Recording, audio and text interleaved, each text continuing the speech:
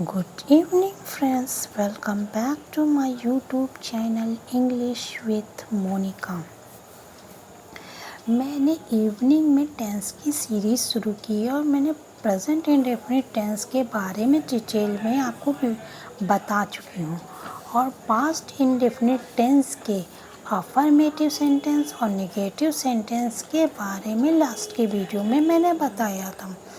मैं past indefinite tense के affirmative sentence और नेगेटिव सेंटेंस के बारे में ब्रीफ कर देती हूँ ताकि आपको रिकॉल हो जाए। अफर्मेटिव सेंटेंस या पॉजिटिव सेंटेंस में सब्जेक्ट लगता है प्लस वर्ब की सेकेंड फॉर्म लगती है प्लस ऑब्जेक्ट लगता है, और नेगेटिव सेंटेंस जहाँ नहीं का यूज़ होता है वहाँ पर सब्जेक्ट प्लस वर्ब की first form, did not plus verb की फर्स्ट फॉर्म का यूज़ होता है। सब्जेक्ट फिर डिड नॉट फिर वर्ब की फर्स्ट फॉर्म प्लस ऑब्जेक्ट का यूज़ होता है।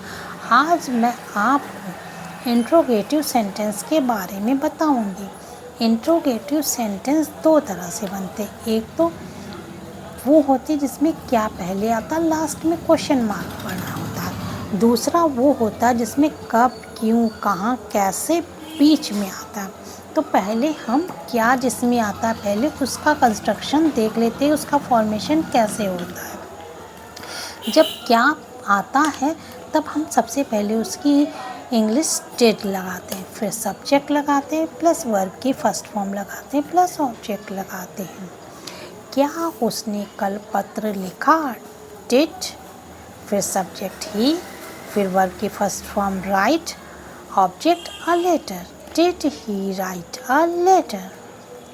अगर वाक्य में नहीं आए तब क्या करते हैं? अगर वाक्य में नहीं का प्रयोग हुआ तब हम डिड लगाएंगे, फिर सब्जेक्ट भी लगाएंगे, सब्जेक्ट के जस्ट बाद में नॉट लगा देंगे और वर्ब की फर्स्ट फॉर्म आएगी, ऑब्जेक्ट आएगा। Did you not take a food, यानी सारा कंस्ट्रक्शन या सारा फॉर्मेशन इसी तरह होता है, केवल सब्जेक्ट के बाद नॉट का यूज़ हम कर लेते हैं।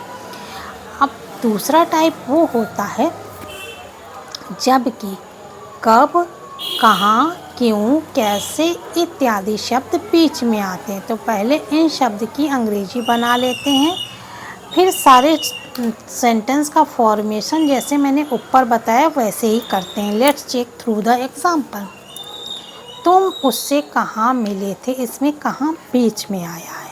तो सबसे पहले इसकी इंग्लिश बना लेते हैं वेयर, फिर डिड होगा जैसे कि इसमें भी ऊपर डिड आता है, फिर सब्जेक्ट आता है, फिर वर्ब की फर्स्ट फॉर्म प्लस ऑब्जेक्ट, यानी WHO वाले वर्ड आते हैं, व्हाट, वेयर, हूँ इत्यादि पहले आते हैं, फिर डिड आते हैं, फिर सब्जेक्ट आता है प्लस वर्ब की first form, where did you meet him, फिर क्वेश्चन मार्क, तुम उससे कहाँ मिले थे। यानी बाकी सब कंस्ट्रक्शन वैसे ही होता है, डिड आता है फिर सब्जेक्ट आता है फिर वर्ब की फर्स्ट फॉर्म प्लस ऑब्जेक्ट आता है, लेकिन क्योंकि ये WHO वाले वर्ड पहले आ जाते हैं। तो मैंने आपको इंट्रोगेटिव सेंटेंस के दोनों फॉर्मेशन के बारे में बता दिया, बाकी कंस्ट्रक्शन वैसे ही लेता है, डिड, सब्जेक्ट, वर्ब की फर्स्ट फॉर्म प्लस ऑब्जेक्ट। यहाँ पर WHO वाले वर्ड या क्यों, कब, कहाँ की इंग्लिश पहले लिख देते हैं। अब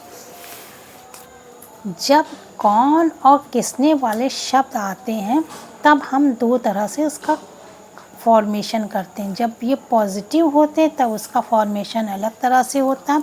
जब कौन और किसने वाले शब्द आते हैं, जब ये नेगेटिव होते हैं तो उनका फॉर्मेशन अलग तरह से होता है। यदि ये पॉजिटिव होते हैं तो हूँ लगाते हैं प्लस वर्ब की सेकेंड फॉर्म लगाते हैं प्लस सब्जेक्ट लगाते हैं प्लस ऑब्जेक्ट लगाते हैं। तुम्हें गणित कौन पढ़ाता है, कौन की इंग्लिश हूँ, प्लस वर्ब की सेकेंड फॉर्म टीच जो होती है वर्ब की फर्स्ट फॉर्म होती है। तो यहाँ पर चूँकि हमें सेकेंड फॉर्म लगानी है तो टीच को हम टॉट लिखते हैं, टॉट, फिर सब्जेक्ट आएगा यू प्लस ऑब्जेक्ट इंग्लिश, हूँ टॉट यू इंग्लिश। जब पॉजिटिव होता है तब डिड नहीं लगाते हैं और वर्ब की सेकेंड फॉर्म लगाते हैं।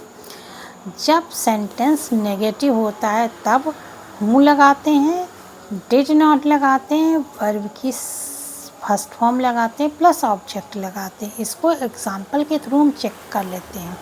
पाठ किसने याद नहीं किया? हूँ किसने की जगह कौन या किसने की इंग्लिश हूँ होती है, तो हूँ हमने लगाई है। क्योंकि सब्जेक्ट फॉर्मेशन, सेंटेंस फॉर्मेशन में हमने देखा डिड नॉट लगेगा, तो नहीं के लिए हमने डिड नॉट लगाया, फिर वर्ब की फर्स्ट फॉर्म लगाई, प्लस ऑब्जेक्ट लगाया। हू did not learn the lesson.